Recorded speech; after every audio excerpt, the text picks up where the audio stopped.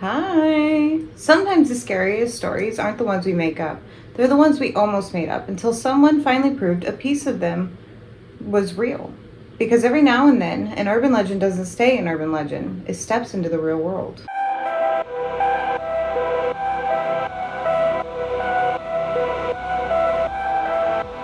I love urban legends. Urban legends are modern folklore, stories whispered in high school hallways, repeated around campfires, and shared online with the warning, this really happened to a friend of a friend. Because it did. They're exaggerated, distorted, or impossible to trace back to a real source. But that doesn't mean that they came from nowhere. In fact, some of the most famous urban legends actually have kernels of truth buried inside them. They're all true. Today we're looking at the legends that turned out to not be 100% fiction, the ones that hid something real beneath the rumor. So let's get into it, yeah? Yeah. Okay. Which ones do you think I'm going to cover? You're going to cover the man with the hook. Okay. Probably not. Hook for the hand? No? Probably Okay. not.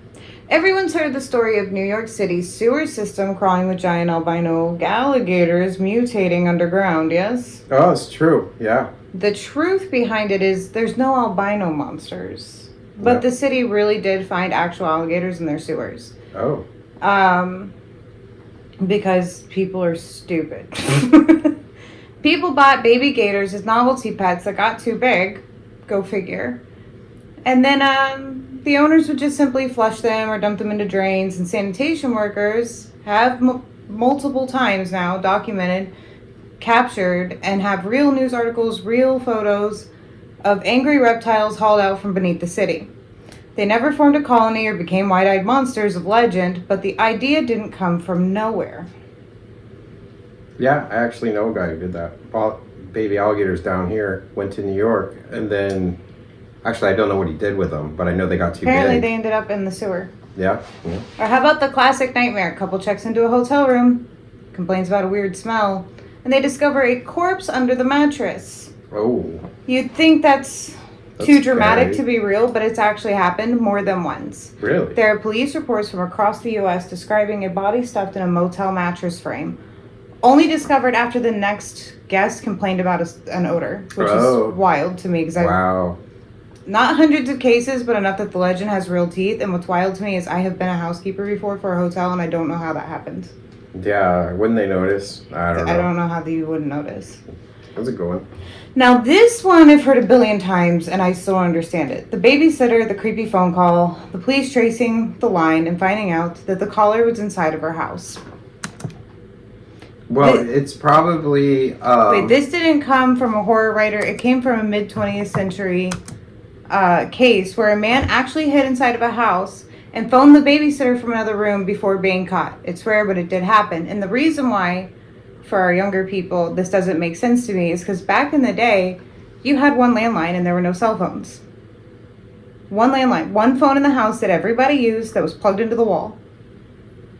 I mean, there were portable phones, too, that still had a base inside the house, but it was one phone that everybody used. Well, I always thought the story was like the guy called her and then hung up, and then she called the cops and was like, "Man, somebody's trying to, you know, attack me or is stalking me."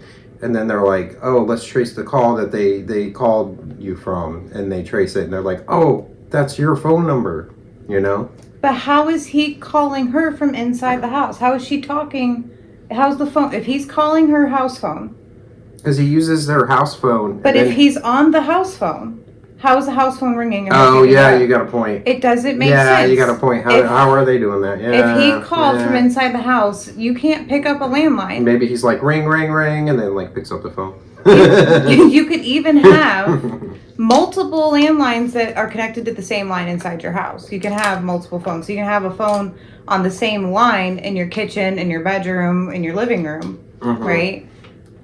But if somebody's using the kitchen phone and you pick up the bedroom phone or the living room phone, you're hearing their conversation. Yeah, you could have a business phone line, but I mean, that was rare, you know? It's very rare to have two phone lines. My mom and my stepdad had two lines. Yeah. We had our house phone and we had our, because my stepdad owned a business. He had his business phone.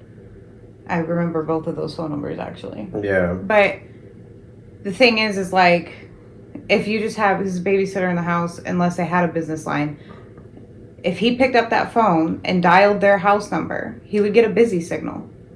That's what I don't understand. He would get a busy signal because he's on the line that he's trying to call. Right. So how is she getting a phone call and he's in the house? It doesn't, I'll never understand. But apparently there is some truth to it. And I think I do know the actual story there, which was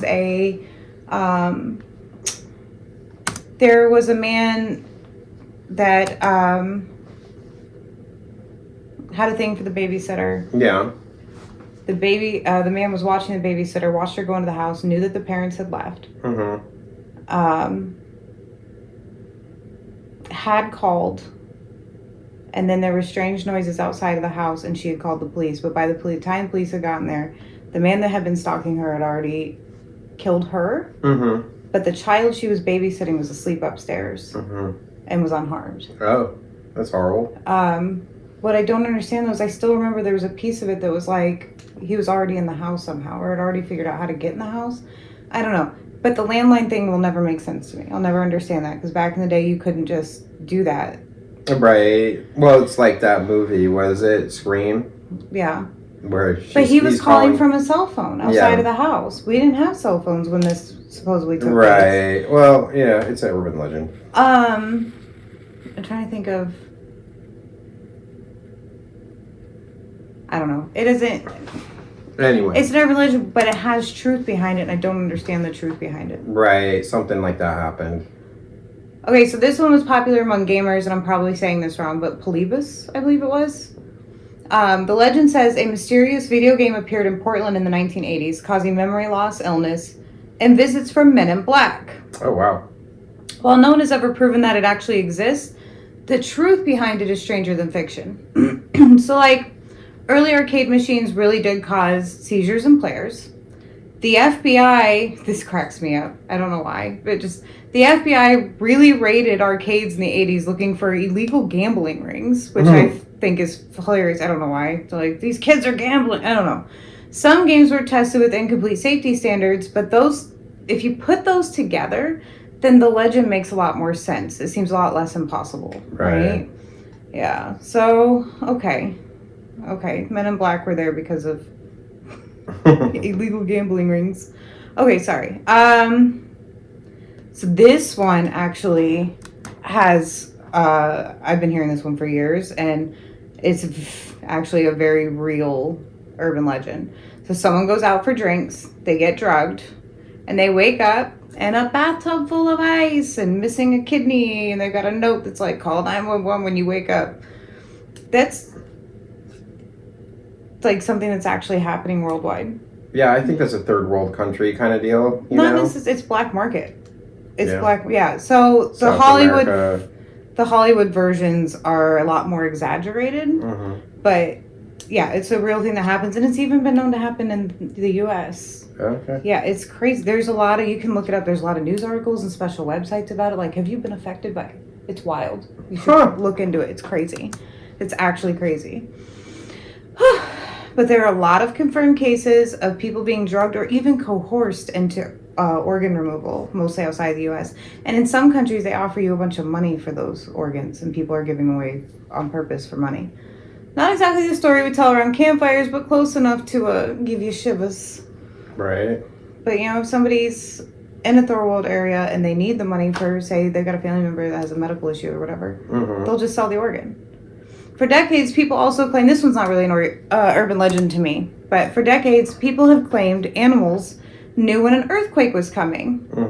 And it's true, they do. They have another sense, yeah. They know when all kinds of stuff is coming because animals are awesome. But scientists used to dismiss that as superstition. They're like, they don't know.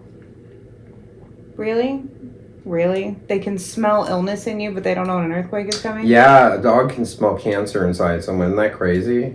Rats can smell tuberculosis. Yeah? Yep, they use them in other countries. They've got an amazing sense of smell. I'm sure they smell all sorts of stuff we have no idea about. Some dogs can even smell like just mild illness and hormonal changes, and can tell when their person has cancer before they know that they have any symptoms or anything. It's crazy. Yeah. But I just can't believe that they're like, yeah, they can smell cancer and stuff, but they don't know when an earthquake is coming. They know when all kinds of storms are coming. What do you mean? Right. I watched our rats fortify their cages before a hurricane. Like 2 days before the hurricane, they started fortifying their cages. I'm like, what are you guys doing? They're like, there's something coming. Right. Amazing. Animals are amazing. There are now documented cases of animals acting strangely, fleeing, hiding, refusing to eat for hours to days before an earthquake. Now, the leading theories are they can feel vibrations that we can't, which Right. totally possible. Changes in groundwater, interesting. And infrasound, which infrasound is a frequency that we can't hear, but our bodies react to, that we can feel. But they can hear or feel more than we can. Or maybe instincts are just real science. Who'd have thought? Yeah. Yeah. So urban legends survive because they tap into something primal: fear, mystery, the unexplained, and sometimes the truth, to be honest. So every once in a while, the world reminds us that the lines between fact and fiction aren't as solid as we think. Do you know of any other urban legends that turned out to be true? Drop it in the comments below. And if you enjoyed this deep dive, don't forget to subscribe. What? What? Nothing. Don't laugh at me. Subscribe. Subscribe. Have a good day. We love you. This has been Tease Talk. I'll see you Stay next time. spooky. Bye.